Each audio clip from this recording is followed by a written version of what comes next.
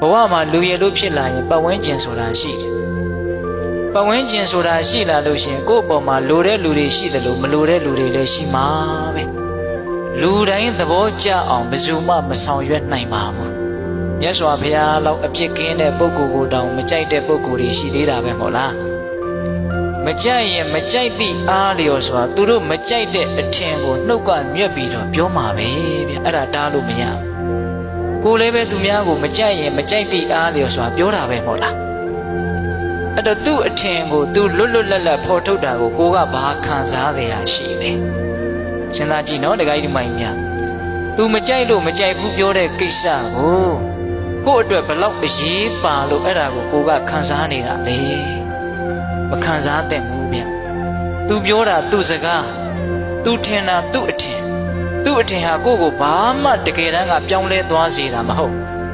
ဆိုလိုတာကသူ့ရဲ့စကားတန်တွေဟာကိုယ့်အပေါ်မှာဘာအကျိုးသက်ရောက်မှုမှတကယ်စင်စစ်ကတော့မရှိဘူးဟုတ်လားအဲ့ဒီစကားတန်ကြောင့်တော့ကိုဘာမှဖြစ်မသွားဘူးချီးမွမ်းလို့လည်းပဲကိုတကယ်ကောင်းမသွားဘူးပင်ကိုကမကောင်းရင်မကောင်းပဲကဲရဲ့လို့လည်းပဲကိုတကယ်ယုံမာတဲ့လူတစ်ယောက်ဖြစ်မသွားဘူးကိုပင်ကိုကဆိုးရင်ဆိုးမှာပဲကိုပင်ကိုကကောင်းရင်ကောင်းမှာပဲဟုတ်လားဒါကြောင့်စကားသံလေးနဲ့ပတ်သက်ပြီးတော့ခိုင်မာတဲ့စိတ်ဓာတ်ရှိဖို့လိုအပ်တယ်ပတ်ဝန်းကျင်ကပြောတိုင်းတုံလှုပ်နေပဲဆိုလို့ရှိရင်တရွက်6တရွက်လို့ကိုယ့်ရဲ့ဘဝဟာလွင့်မျောသွားနိုင်တယ်